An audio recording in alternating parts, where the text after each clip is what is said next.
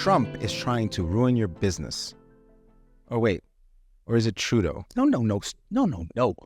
It's Joe Biden. Or is it now? Yeah. Hey, everyone, my name is Louis. I'm David. Welcome back to another episode of Challenging the Fifth Level. Today, we're going to throw a little bit of a curveball on this short. What we're going to talk about is all these excuses that business people come up with to why their business is or is not doing well. Oh, God. This is something that I think you and I have heard countless times where you're sitting, whether it's a networking cocktail or a dinner or something, and their business, there's something with their business, or they predict something, whatever. And what we just did at the beginning there is exactly what I've heard. From 2017 till 2021, all I heard was, business sucks because of Trump. And when I question them and I say, well, wait a second, I don't understand. What do you mean by it sucked? Well, in Canada, we got screwed because he redid the free trade agreement. Well, how did it affect you? Well, it didn't really affect me, but it hurt business. Again, how did it hurt business? The more I asked, the more they backpedaled. So my question to you, Luis, is this their way of saying, I don't know what the hell I'm doing. I'm looking for excuses to, because I screwed up, business is crap? Well, I think that a lot of times we as entrepreneurs try to find a lifeline. We don't have, let's call it a circle of trust where we can talk continuously to people. And this is why we're here, and this is why we do this podcast. But a lot of times as entrepreneurs or as CEOs or, sole leader of the business, we try to hold on to something and we try to go to the lowest hanging fruit of blaming somebody else. And to be quite frank with you, I keep on hearing lots and lots of comments of how, less competitive Canada has become with, recent or, existing liberal policies. And that can be debated depending on what industry you're in. And the same thing with Democrats versus Republicans across the border. I think that there is no, unless you're like specifically working in lumber or oil, it's very hard to directly blame an industry. And I think that a lot of it comes from insecurities, lack of preparation, lack of support, lack of, the right team, right employees. And obviously throughout the season, we touch on a lot of these subjects, right? Oh, yeah. But at least for me, I think it's just a question of the blame game. And as a business owner, It's your fault. You know what? It's your fault. Yeah, exactly. And you know what? I don't want to take the blame because I didn't read the tea leaves, I made a mistake or whatever.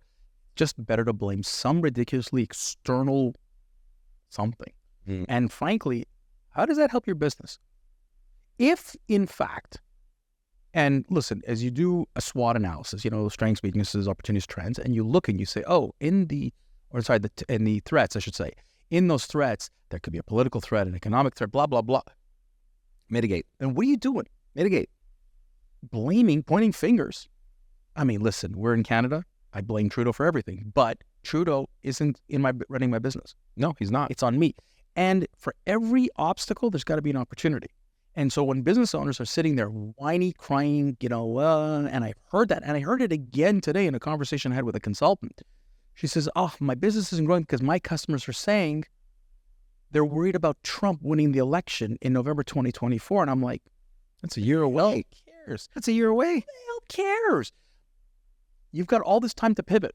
Yeah. And so, folks, if you're really sitting here today pointing fingers and you're not looking in the mirror and saying, what could I do better with my business?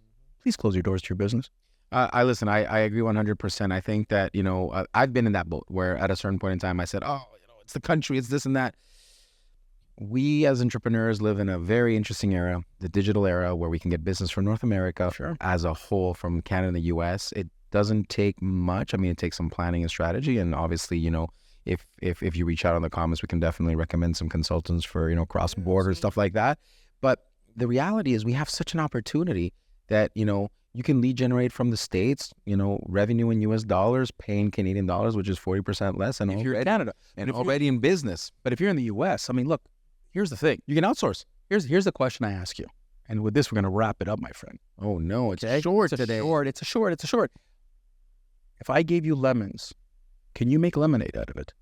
Because if you're only sucking on lemons, then your business is going to suck. Did you know that today's lemons is an actual cross-pollination between a bitter orange and a limoncello.